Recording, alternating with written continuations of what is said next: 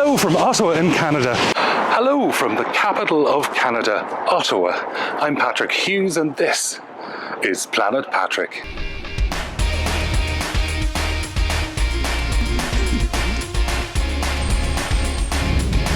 I'm Patrick Hughes and this is Planet Patrick.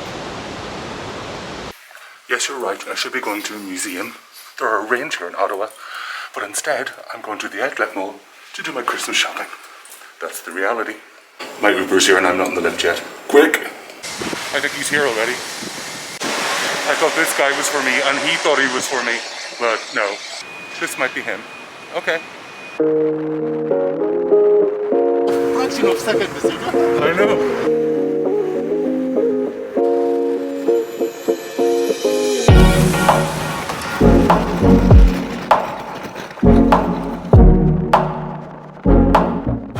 Bigger than I thought. I'm doing my holiday shopping. Just you came here for vacation? I came for a holiday, so I've been to Toronto, Montreal, and now Ottawa. Okay, wow. But I've been here before, in Ottawa before, but 25 years ago, a long time ago. Yeah. 25 years ago? Yes! Wow. When I was a small child. Yeah. No, when I was in my early 20s. Wow.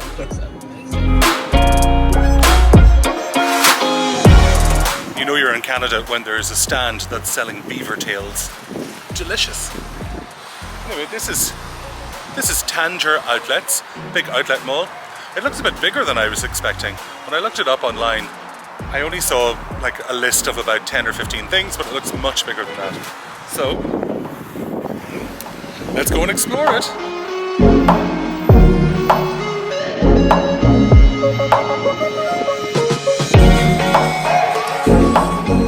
2 hours later, and I feel like I've tried on half of everything that was available in all of the stores.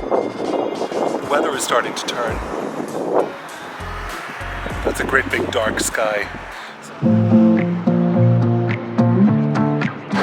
Honestly, I don't know what people have against Ottawa. It's perfectly charming. Seems quite nice. There's not much going on, to be honest with you, not in the downtown area. Perhaps people congregate outside in a different way. Oh. Maybe the rain is problematic. There it is. It's coming down in sheets. When I arrived in Toronto Airport, the border agent asked me where I was going, and I mentioned Ottawa. And he said, "Why are you going to Ottawa?" And somebody else said, "Well, you know, it's kind of a company town. It's where Parliament is, a bit like Canberra is in Australia. Not somewhere necessarily that people want to hang out." I've asked a couple of people who live here what there is to do, and the majority of them said, "Do you like hiking?" The one thing that there is to see downtown is the Parliament of Canada, a neo-Gothic revival building at the centre of Canadian politics. And guess where we're off to now? Yes, you're right.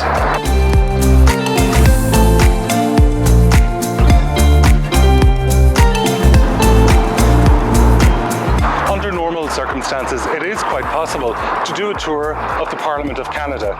During the time of COVID, tours have been curtailed, of course, but perhaps by the time you come here, you'll be able to do one of the daily tours that take place up to 5 p.m. each day.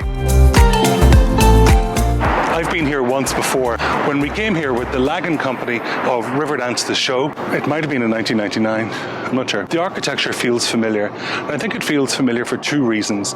First of all, it feels a little bit like the Houses of Parliament in London, and second of all, this rooftop is reminiscent of chateaux and great houses in France. There's a familiarity, a European familiarity to it. There has been an election here this week. I'm not 100% clear why the flags are at half-mast at the moment, but there has been an ongoing set of revelations with regard to the treatment of Indigenous children in state institutions, including the repatriation of bodies, and it's entirely possible that the flags are at half-mast for that particular issue.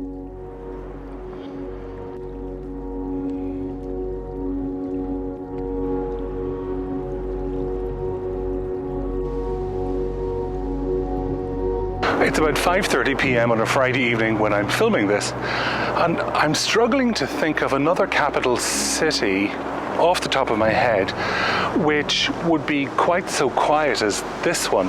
Now, in fairness, I'm walking around the grounds of the Canadian Parliament. Maybe all of the staffers have gone home, but it's almost eerily quiet. It's me and the parliamentary buildings and a couple of distant hikers. It has been raining for most of today, so I'm just glad that I managed to find kind of a half an hour where it stopped raining long enough for me to have a wander about the centre of Ottawa.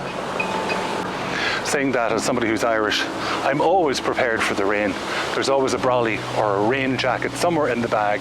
Now there's a funny thing, where do you stand on the issue of statues? Before last year, with that controversy with regard to the Bristol statue, I didn't think about them very much until I started to get concerned that we were objectifying, deifying, reifying, making a big thing out of particular people from the past. And it's not that I'm particularly woke. I'm really not. But we don't have to look terribly far to find in some of our ancestors, those that we have praised and lauded along the way, a history of involvement in slavery or justifying slavery, creating privilege for the white man, and it's normally the white man, and I say that as a white man. I think sometimes you do have to stand up for what you believe in. You have to stand up for what you think is right. And that's been a shift in my life. It's very tempting to be uncontroversial in what I do, particularly because I'm doing travel and lots of it is, look at this great place with this lovely food and this exciting thing to do. But there's also the reality of places. There's people who don't get to go on these journeys, and there are people who are excluded and have been excluded.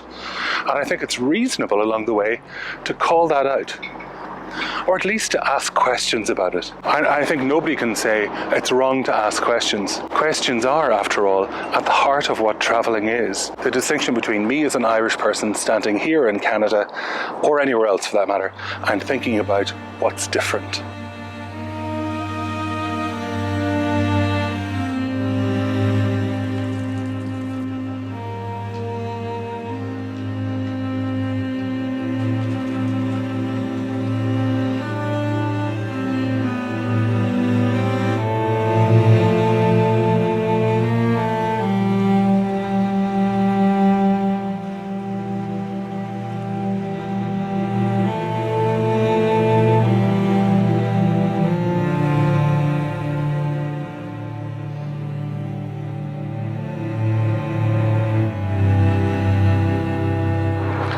I find this memorial very, very moving. This is part of the history of Canada, and it's part of the history of Ireland as well. The absolute shame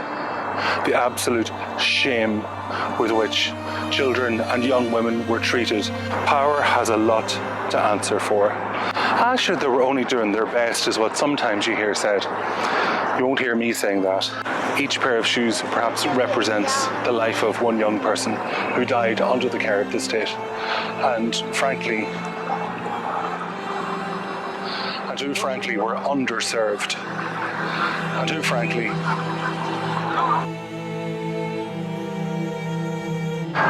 it's very often neglect that led to the deaths of these children. And we can't neglect to be conscious of their memory. That's why memorials like this are so important. It's very sad. It's very sad.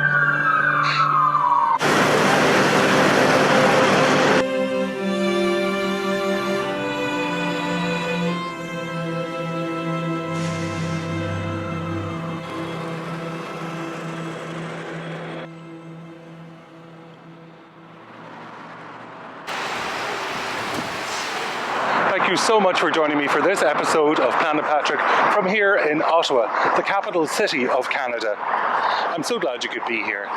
In the meantime, until the next episode, take care and bye-bye. Hey Toronto. Hey, this isn't Toronto. Hey Ottawa. The border agent, I have to get out of that rain. Hello from Ottawa, the capital of balls. Hello from Ottawa. What a pure idiot. Thank you so much for joining me for this episode of Noisy Patrick.